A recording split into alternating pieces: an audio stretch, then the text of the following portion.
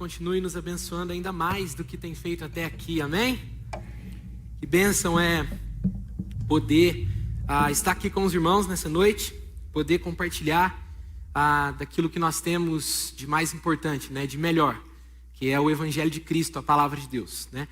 Para mim, para minha esposa, é um privilégio poder estar aqui, né? Passamos esse final de semana juntos aqui, né, ali na casa do pastor Vitor, né, e da Marcele, muito bom, tempo muito precioso. Eu e Vitor fomos contemporâneos ali no seminário Palavra da Vida, né? Então foi um momento muito bom poder conversar, rever momentos que vivemos juntos. Já moramos no mesmo quarto, né, lá no seminário. Então foi um tempo muito bom de poder conversar e rever muito do que a gente já viveu, né? E eu quero agradecer também aos irmãos pelo privilégio de poder estar aqui compartilhando, né, da palavra do Senhor com vocês. Hoje o que eu quero falar com vocês tem a ver muito com o começo da nossa vida.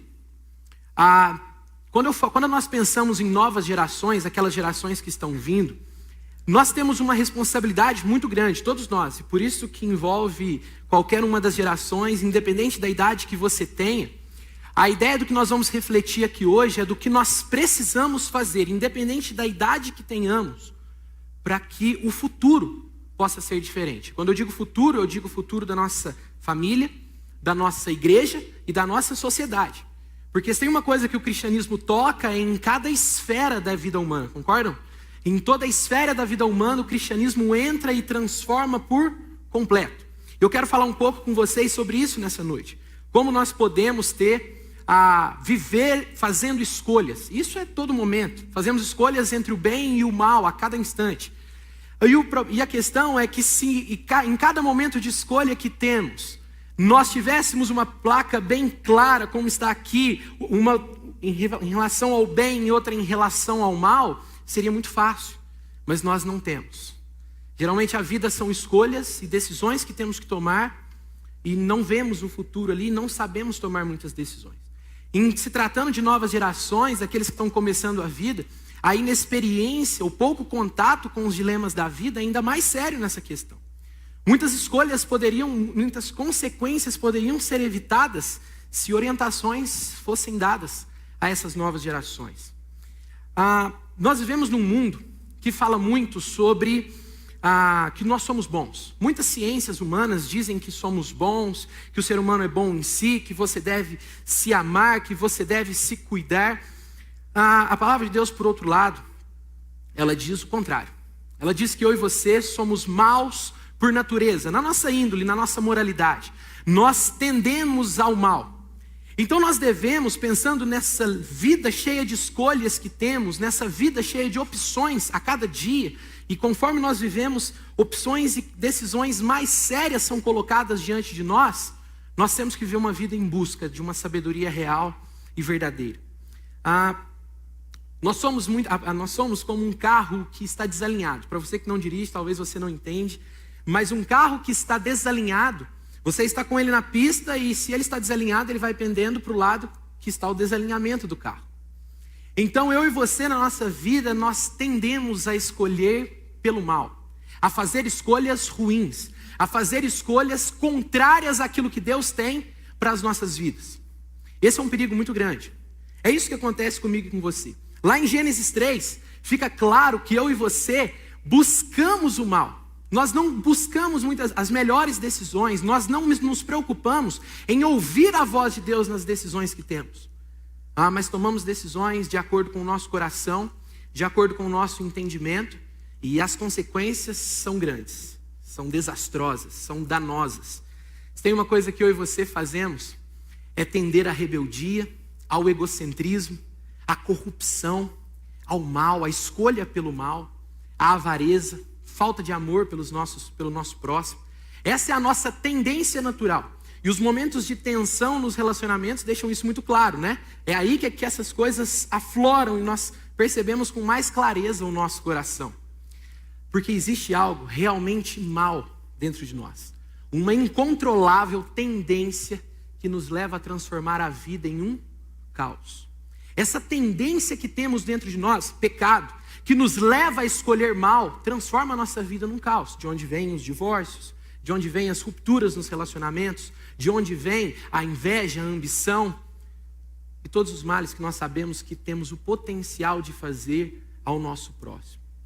Nós muitas vezes não gostamos de assumir, e até como eu disse, muitas ciências hoje em dia têm dito que nós não somos assim, que você tem que pensar que você é bom, que você tem que buscar relacionamentos que só te façam o bem, porque isso vai promover o seu bem-estar. Meu irmão, a palavra de Deus diz que nós temos que tomar muito cuidado conosco mesmo.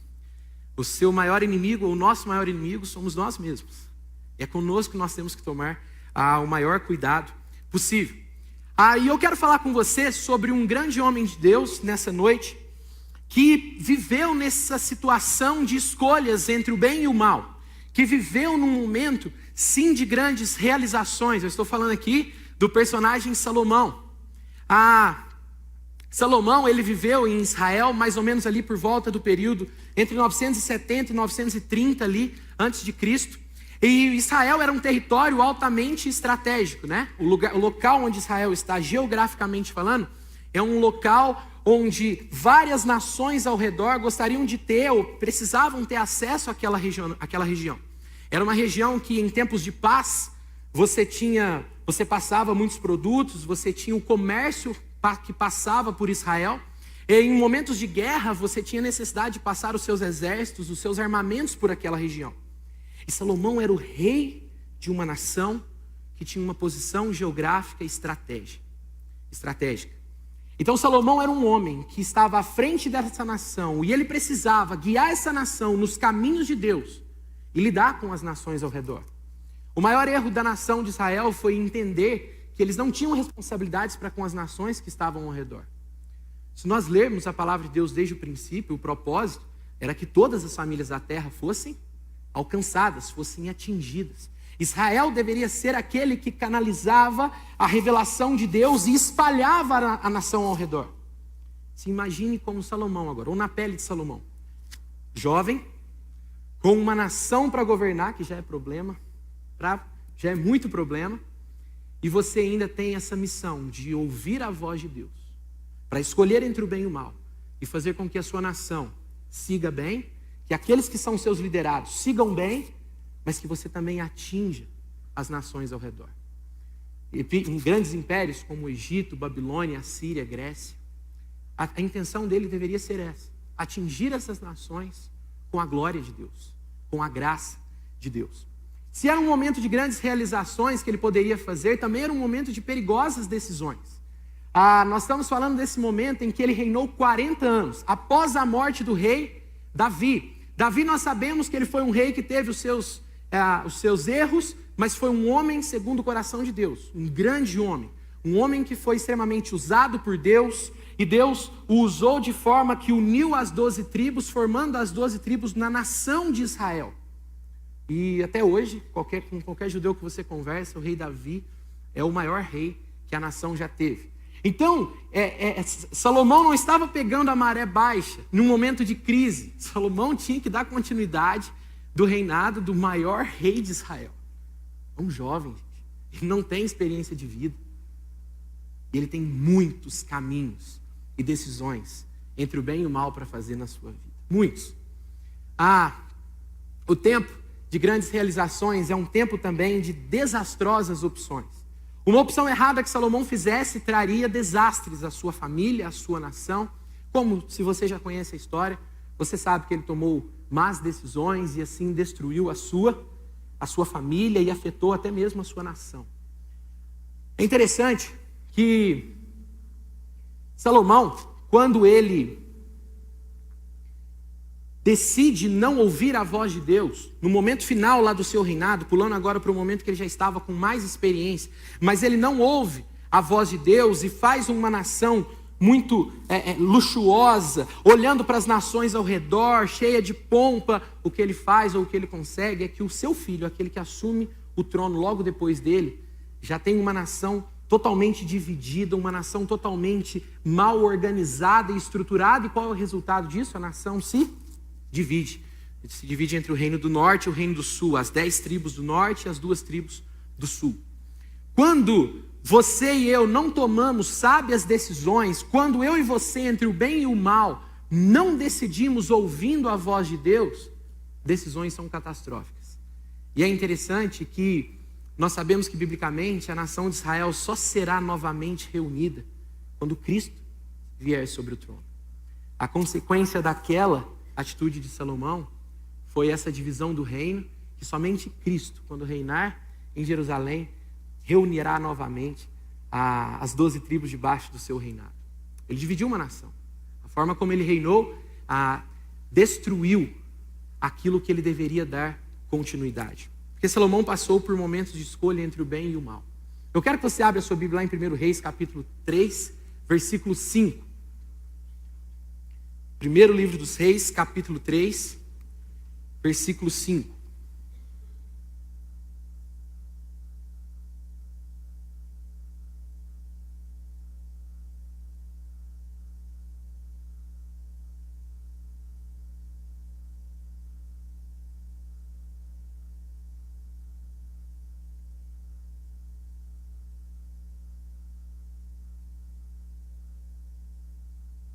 Vamos ler só o versículo 5. Diz assim: naquela noite o Senhor apareceu a Salomão num sonho e lhe disse: peça o que quiser e eu lhe darei. Imagine que o Senhor falasse isso para você. Imagine que o Senhor aparecesse para você. Salomão saiu, pegou 1000 bois especificamente, e o sacrificou ao Senhor, e estava num momento ali de adoração, de comunhão com Deus. E o Senhor aparece a ele nesse momento de comunhão e pergunta: o que você quer que eu te faça? Imagine você nessa situação. Você pode pedir a Deus o que você quiser. Você pode escolher e Deus fará por você. Foi a pergunta que Deus fez. Foi a pergunta que Deus fez a Salomão: o que você quer que eu faça?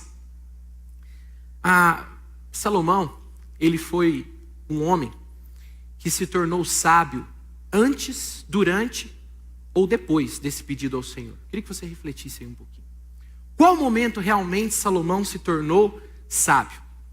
Antes do pedido, antes da oferta de Deus de lhe dar sabedoria, durante ou depois?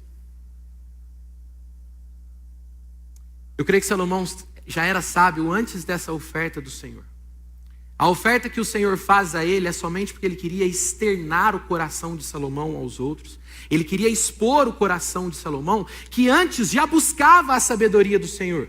Porque se Salomão estivesse preocupado com ele mesmo e com o que ele queria, ele não pediria aquilo. Eu e você, naturalmente, não escolhemos a voz de Deus. Salomão estava naquele lugar ali adorando ao Senhor, estava buscando ao Senhor. Ele estava dizendo: Senhor, eu quero ouvir a sua voz. Eu estou aqui para te adorar, para te render louvores. Eu sou alguém que estou aqui reconhecendo a minha necessidade do Senhor. Eu também achava que Salomão tinha se tornado sábio após esse momento do pedido do Senhor, da oferta do Senhor a ele. Mas eu e você, assim como Salomão, um humano como nós, ele não faria um pedido desses se ele já não estivesse nessa busca. Se ele já não estivesse, se ele não quisesse isso. O insensato, naturalmente, ele pediria: Senhor, eu quero uma casa nova, eu quero um carro novo, títulos, riquezas, um melhor emprego, ostentação, uma empresa bem-sucedida. Não sei.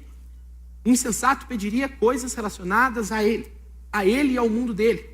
Salomão pediu algo relacionado ao seu próximo. Salomão pediu algo relacionado àquilo que ele sabia que Deus queria dele. Ele disse: Senhor, eu quero executar bem aquilo que o Senhor tem para mim. Quero ver 2 coisas bem interessantes com você nesse texto aqui. A primeira delas: dá, pois, ao teu servo um coração que escuta ao Senhor. Eu dei uma parafraseada, dizendo que o que Salomão queria, dar a ele coração sábio e entendido. Ele está pedindo: Senhor, me dá um coração que te ouve. Porque Salomão era um homem que tinha acesso às sabedorias humanas. E Salomão não se baseava nessas sabedorias. Salomão sabia que a única forma dele manter a sua vida alinhada, a única forma de, nas muitas decisões que ele tinha entre o bem e o mal, decidir bem, era se ele ouvisse a voz do Senhor. E então ele diz ao Senhor: Senhor, me dá um coração que te ouve. Me dá um coração que consegue discernir entre o bem e o mal, que é a segunda realidade, ou a segunda interessante coisa que eu quero destacar nessa resposta de Salomão. dá ao teu servo um coração capaz de discernir entre o bem e o mal. Um coração que consegue olhar para aquela situação difícil. Sabe aquele momento de decisão que você fala assim, meu Deus, o que é que eu vou fazer? Eu não tenho ideia do que eu vou fazer. Senhor, me dê a capacidade de julgar nessa situação. Me dê, Senhor, me ajude. Eu estou clamando ao Senhor. Me dê a tua sabedoria para que eu possa guiar a minha vida nos teus princípios, nos teus padrões, de acordo com a tua vontade. Porque eu sei que por mim mesmo eu vou me destruir, vou destruir a minha casa e vou destruir a nação que o Senhor me entregou. Mas eu quero guiar segundo a tua vontade. Eu quero me guiar segundo a tua sabedoria. 2 momentos em relação ao Salomão, em relação à sua sabedoria. 2 momentos de Salomão em relação à sua sabedoria que me chamam a atenção. Sim, agora foi. O primeiro momento. Salomão se encontra com a fonte da sabedoria. Abre comigo a sua Bíblia lá em Provérbios capítulo 1, versículo 7, que ele vai falar um pouco sobre essa sabedoria e sobre o seu encontro com ela. O que ele diz no versículo 7? Provérbios capítulo 1, versículo 7.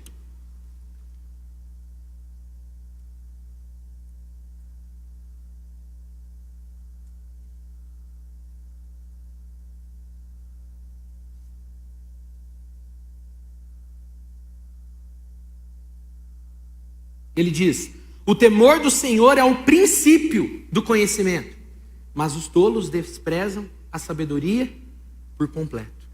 O temor do Senhor é o princípio, é a chave, é o único caminho.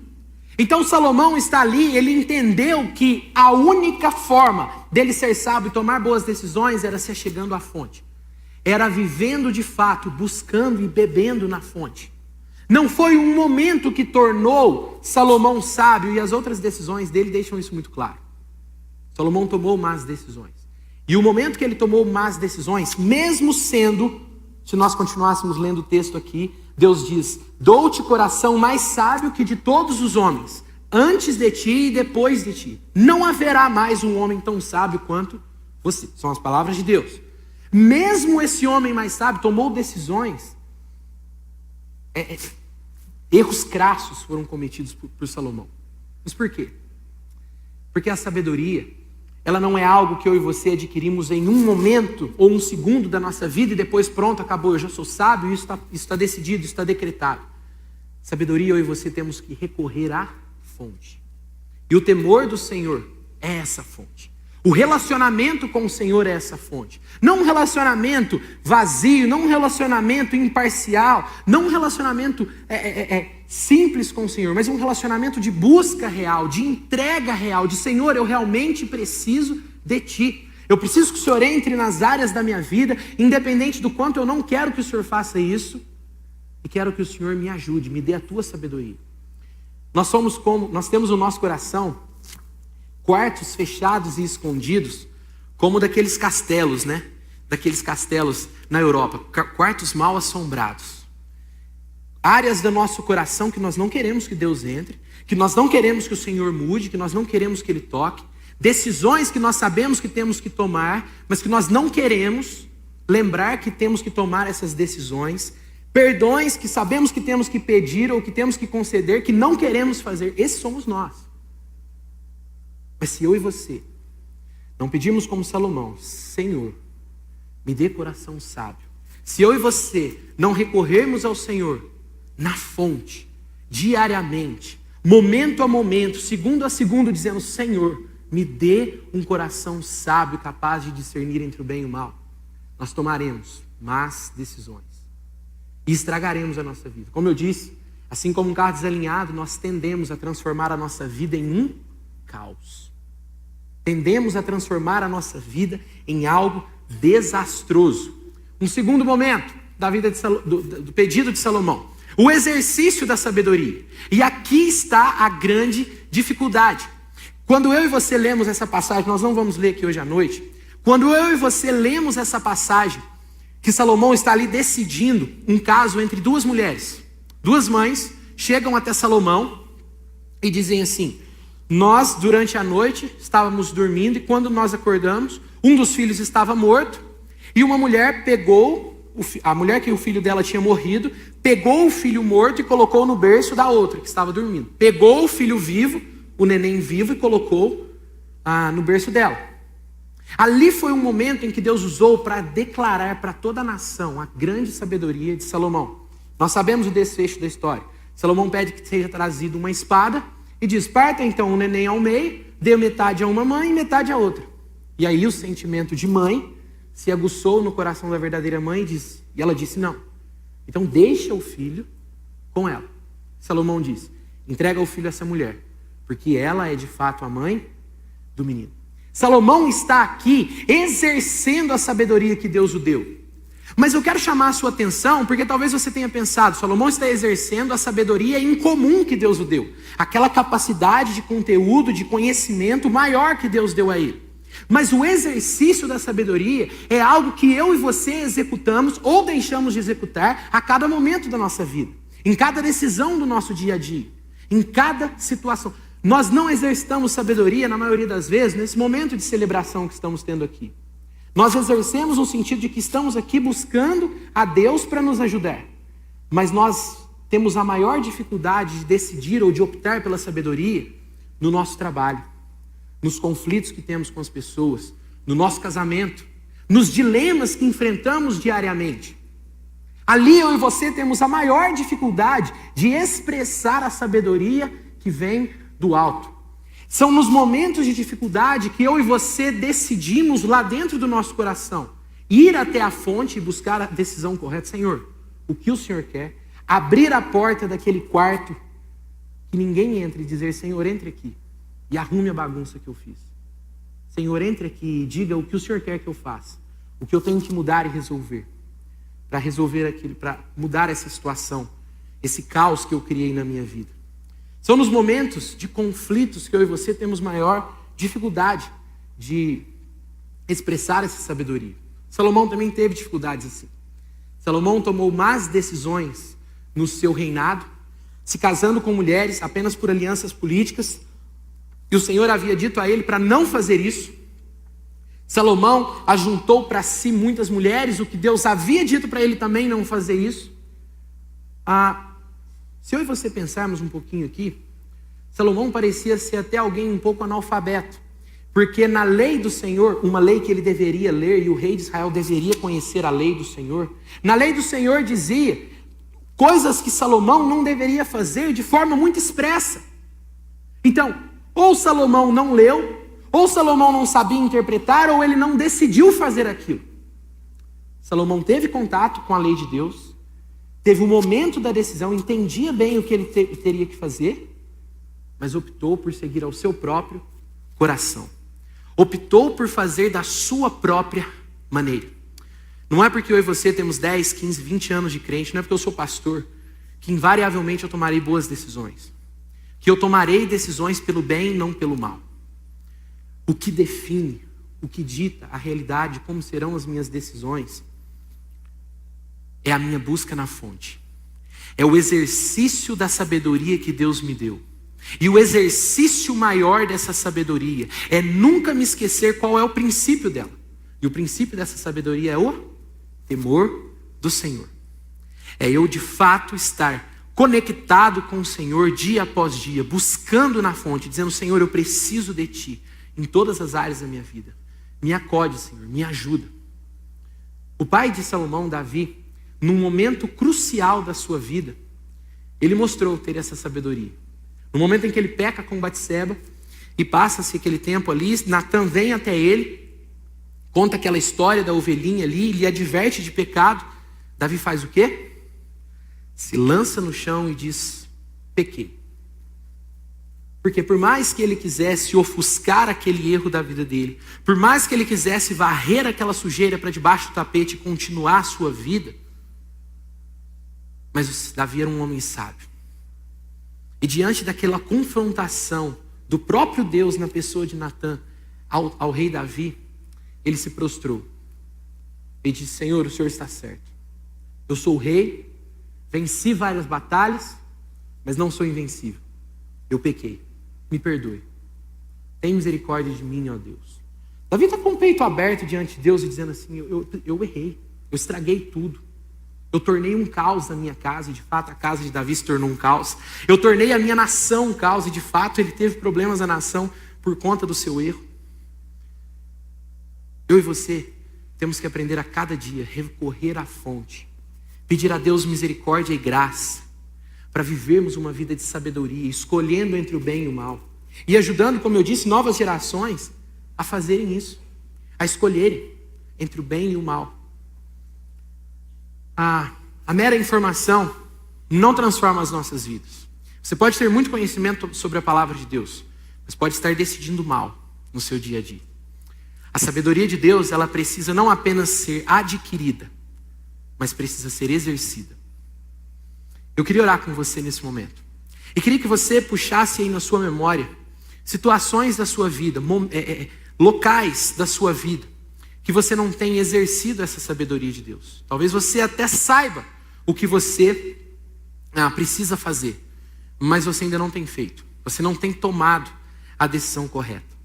Eu queria orar com você nesse momento, queria que você abaixasse sua cabeça e falasse com o Senhor agora sobre essas situações. Eu não sei qual é, eu não faço ideia de qual seja essa situação na sua vida, mas queria que você não saísse daqui tentando mais uma vez a camuflar essa situação do Senhor. Não insista, faça como Davi nessa situação. Seja sábio. Não faça nesse sentido como Salomão, que em momentos ocultou de Deus, ou tentou ocultar de Deus os seus erros. Coloque diante dele nesse momento a sua vida, as suas decisões e diga: Senhor, eu preciso da sua sabedoria.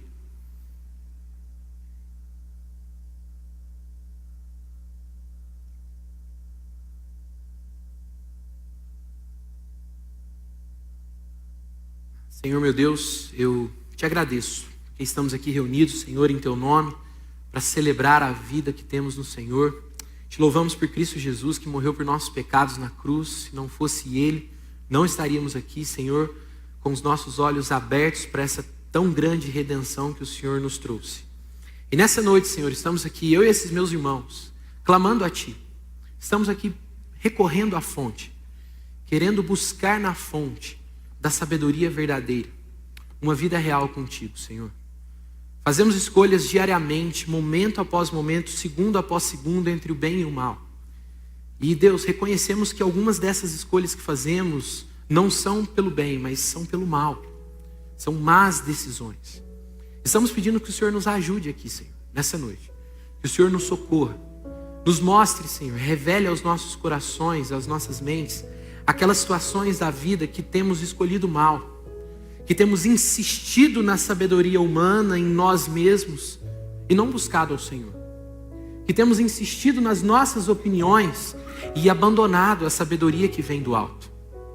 Ô Senhor, tem misericórdia, que sejamos um povo que foi realmente redimido e transformado por Ti, que celebra a nova vida em Ti e tudo que o Senhor fez, mas que em cada ação e atitude da vida também demonstramos que há uma transformação do Senhor para nós, que há uma mudança real e verdadeira do Senhor para nós, que atinge a nossa vida, que vem de encontro aos nossos erros e transforma.